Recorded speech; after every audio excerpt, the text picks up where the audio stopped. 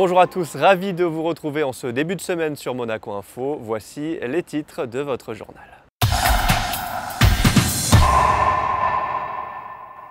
Nous ouvrirons ce journal par un beau geste et la vente aux enchères au profit de l'association Mission Enfance. Nous parlerons tradition en principauté avec le carnaval Ushiaratu, avant de développer une page sport avec de la pétanque et la Coupe d'Europe des clubs au club bouliste monégasque ce week-end et du football avec la présentation des 9 recrues de l'AS Monaco au Yacht Club. Et avant de développer ces titres, vous le savez certainement, ce samedi 25 juillet a été marqué par 2 événements majeurs. La cérémonie civile du mariage entre Pierre Casiraghi et Béatrice Borromeo et le gala de la Croix-Rouge monégasque. Près de 850 convives étaient rassemblés autour du couple princier samedi soir. Temps fort de la soirée, 1 heure de concert musical avec notamment Sting et le traditionnel feu d'artifice. Rappelons que le gala de la Croix-Rouge monégasque a été fondé en 1948 par le prince Louis II de Monaco et que cette soirée permet à la Croix-Rouge monégasque d'exprimer sa gratitude envers les généreux donateurs et de saluer les actions effectuées à l'aide des dons récoltés.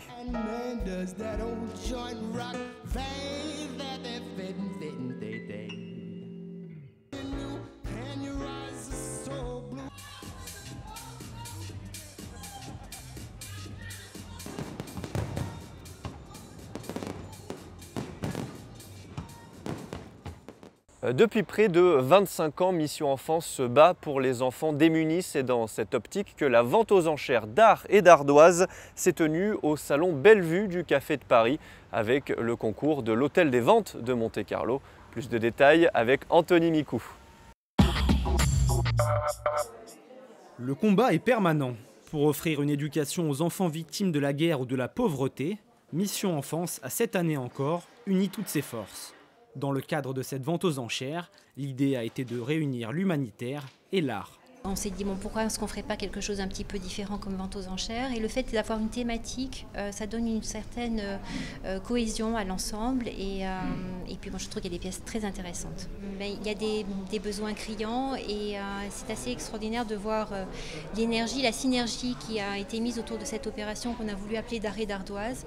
D'abord de la part des artistes qui ont répondu présent, ce qui fait qu'effectivement la courbe est toujours exponentielle du nombre d'enfants que nous soutenons.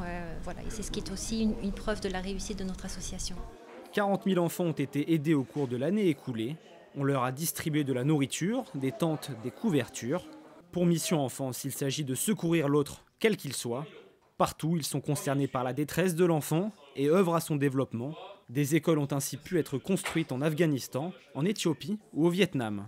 Cette vente aux enchères, effectivement, participera à l'éducation d'enfants réfugiés, que ce soit en Syrie ou en Irak ou en Afghanistan, enfin, où nous construisons en permanence des écoles. Donc nous cherchons effectivement sans cesse à solliciter nos donateurs, à leur prouver que nos actions sont pérennes et valables et que nous, en travaillant sur l'éducation, nous assurons l'avenir de ces enfants. Et parce que ces situations sont très très tendues, pour éviter justement ces groupes qui fuient leur pays parce que la guerre, parce que la misère, nous essayons de les consolider sur place. Donc la construction d'une école, c'est de dire, voilà, nous arrivons, nous vous suivons et avec vous, nous allons parler d'avenir, même si nous le reconnaissons, la situation dans les pays est vraiment difficile. Les 30 artistes se sont mis au service des enfants en détresse. Pour exprimer leur solidarité, Ben, Titon Lamazou, Laurence Jenkel ou Patrick Moya ont imaginé des œuvres d'art uniques. La vente des lots a été intégralement reversée au profit des actions humanitaires de Mission Enfance. Et direction Le Rocher à présent avec cette tradition qui perdure. Le carnaval Ushiaratu a animé les rues de Monaco-Ville vendredi dernier. Le thème cette année était celui du western. Émilie Rousseau et Lionel Bernardi étaient sur place. Regardez leur reportage. Les cow-boys et les Indiens ont investi le Rocher en fin de semaine dernière à l'occasion d'Ushiaratu. Le carnaval estival du Rocher avait pour thème cette année le western. Au programme, défilé de chars, parades, troupes musicales, le tout sous une pluie de confettis, carnaval oblige. Une belle ambiance festive pour cet événement populaire dont participent aussi bien les petits que les grands.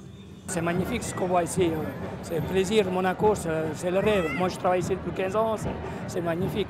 faut voir ça, c'est la joie de tout le monde, des jeunes, des plus jeunes, des adultes, c'est tout le monde. C'est une belle fête, c'est bien que faire un carnaval en été c'est toujours particulier, hein. On est bien, il fait très bon, il fait pas si chaud que ça finalement, et finalement c'est une belle fête, moi j'aime bien, il y a beaucoup de personnes, des touristes, des gens locaux, c'est formidable moi je trouve.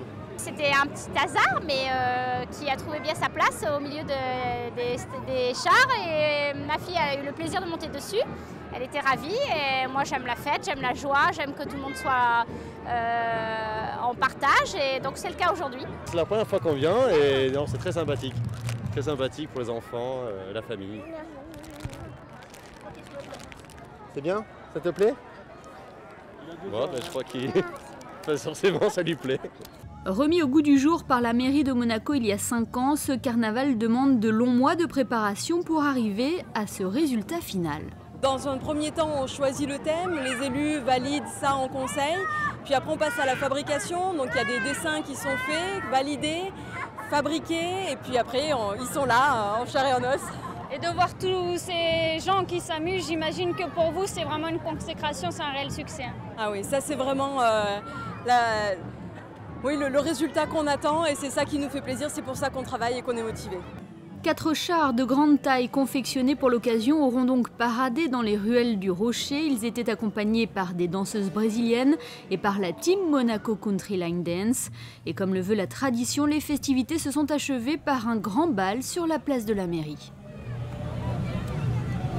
Ouvrons une page sport à présent avec de la pétanque et la phase qualificative du groupe C de la Coupe d'Europe des clubs. 6 équipes étaient réunies de vendredi à dimanche au club bouliste monégasque. Plus d'explications dans ce reportage.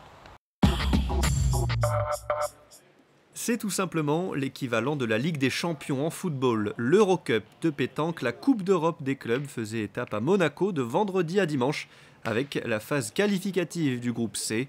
Cette compétition rassemblait 6 équipes, le club bouliste monégasque ainsi que des équipes bulgares, tchèques, danoises, néerlandaises et galloises. Format de la compétition, 5 matchs, 3 doublettes dont une mixte et 2 triplettes dont une mixte. Un marathon qu'il faut bien négocier pour obtenir son ticket pour la phase finale. C'est une compétition qui nous tient particulièrement à cœur parce que c'est une compétition qui est basée sur l'esprit d'équipe. Il faut avoir une équipe homogène et costaud mentalement. Et donc c'est un état d'esprit qui caractérise vraiment la principauté à l'heure actuelle. On n'a pas de super grands noms, mais on a quand même de très bons joueurs et l'amalgame est vraiment réussi. Emmenés par Jean-Dominique Fieschi, Éric Mottet, Franck Milot et Guillaume Campillo qui représenteront la principauté au championnat d'Europe cette année, Monaco a remporté ses 5 matchs sans trembler et termine premier de cette phase qualificative devant les Pays-Bas. Ces 2 nations sont qualifiées pour la phase finale où les Monégasques essaieront de faire mieux que l'an passé où ils s'étaient inclinés contre l'Italie en finale. En football, l'AS Monaco se déplace mardi à Berne pour le match aller du 3e tour qualificatif de Ligue des Champions.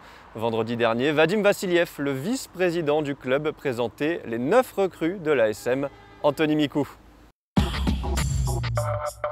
Accueilli comme une star, Stéphane El Shaarawy, attaquant de 22 ans prêté par le Milan AC, était la recrue la plus attendue. L'international italien, surnommé le Pharaon pour ses origines égyptiennes, est ravi de rejoindre l'ASM.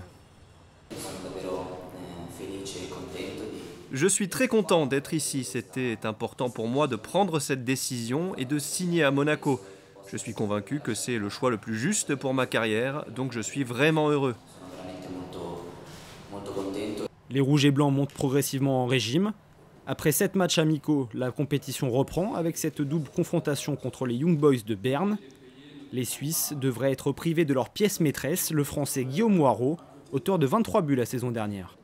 On attend un bon match avec toute l'intensité et tous les efforts et toute l'envie de gagner, évidemment, parce que bon, on a bien préparé, donc il reste beaucoup de travail à faire, mais l'important, je crois, ça on a, l'envie de aller et de vraiment passer ce Q3 pour essayer de viser la Ligue des Champions enfin.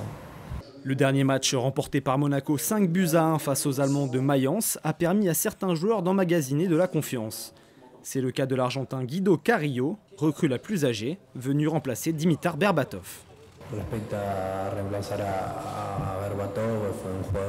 Berbatov est un joueur de grande qualité. Cependant, je souhaite apporter ce que je sais faire et ce, de la meilleure des manières possibles. Je voudrais également essayer de rendre la confiance qui m'a été accordée en me recrutant.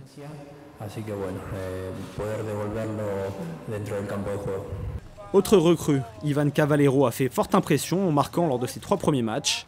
L'ASM a déboursé 15 millions d'euros pour celui qui représente l'avenir du football portugais. Son compatriote Elder Costa est lui prêté par le Benfica.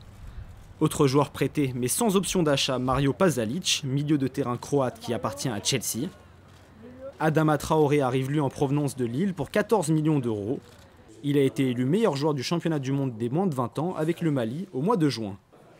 Vainqueurs du tournoi de Toulon avec l'équipe de France à la même période, Thomas Lemar et Fares Balouli se sont engagés jusqu'en 2019. Quant à Paul Nardi, acheté l'été dernier avant d'être prêté à Nancy, il devient la doublure de Daniel Subasic. Beaucoup de jeunesse dans ce groupe qui a déjà fière allure. Société Générale Private Banking vous présente la météo. C'est l'heure à présent de jeter un coup d'œil sur vos prévisions météo. Mardi, grand soleil et temps très chaud, il fera 26 degrés le matin et 31 l'après-midi. Mercredi, forte chaleur avec une maximale de 33 degrés. Jeudi, toujours du soleil et de rares nuages. Et enfin, vendredi, chaleur lourde mais apparition possible de quelques nuages orageux. C'est la fin de cette édition, merci à tous de l'avoir suivi. Je vous rappelle que vous pouvez retrouver tous nos reportages et nos journaux en intégralité sur le site www.monacochannel.mc. A très bientôt sur Monaco Info. La météo vous a été présentée par Société Générale Private Banking.